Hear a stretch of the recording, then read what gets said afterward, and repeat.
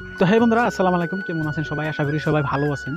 তো জানেনই আপনারা যে আমরা ব্রয়লার ফার্মে কাজ করি এবং ব্রয়লার ফার্মের কি কি কাজ করা লাগে এই বিষয়ে ভিডিও বানাই। তো আপনাদেরকে আজকে দেখাবো বাচ্চা আসার আগে আপনারা কিভাবে ব্রোডিং করবেন এবং কিভাবে ব্রোডিং করলে বাচ্চা ভালো থাকে এবং সুস্থ থাকে। তো দেখতে পাচ্ছেন বন্ধুরা, আমাদের ফার্মটা এখন কিন্তু একদমই খালি, কোনো মুরগি নাই, কোনো কিচ্ছু নাই। দেখতে পাচ্ছেন পিছনে খালি হয়ে গেছে। তো এখন আমি দেখাবো যে আমরা কিভাবে ব্রোডিং করি আর কিভাবে মুরগিকে যত্ন করি। তো চলুন দেখাই। তো ভিডিওটা স্কিপ না করে ফুল ভিডিওটা দেখতে থাকুন নাকি। তো এই যে দেখতে পাচ্ছেন আমরা ব্রোডিং করছি। তো ব্রোডিংটা অ্যাকচুয়ালি আপনাদেরকে ভালো করে ঘুরিয়ে দেখাই। তো দেখতে পারবেন কোনো দিকেই একটু কোনো ফাঁসা নাই, কোনো হাওয়া আসারও চান্স নাই। কারণ এটাই হচ্ছে 1 নম্বর টিক্স ফার্মে।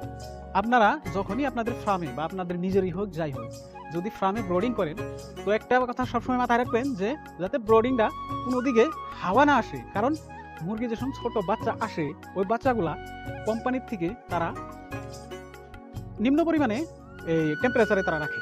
তো আমাদেরকেও ফার্মে যখন মুরগি আসে তো যত্ন করতে হবে যে তারা যেন নিম্ন পরিমাণে এই টেম্পারেচারে থাকতে পারে। তো দেখতে পাচ্ছেন এই যে আমরা যে বোর্ডিংটা করছি এদিকে কোনো দিকেই একটু ফাঁসা পাবেন না বা দেখতেও পাবেন না যে হাওয়া বাতাস কোনো দিকে আসবে। আমরা সব দিকেই চটকি দিয়ে ঘেরাও করে একদম ব্লক করে দিয়েছি যাতে কোনো হাওয়া বাতাস আসতে না পারে নাকি।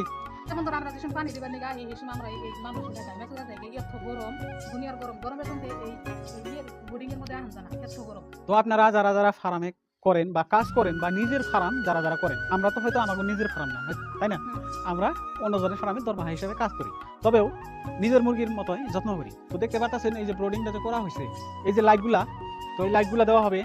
এখনই গরমে থাকা যাইতেছে না, তো এই লাইটগুলা দেওয়ার পরে কিন্তু অনেক তাপমাত্রা বেড়ে যাবে। তো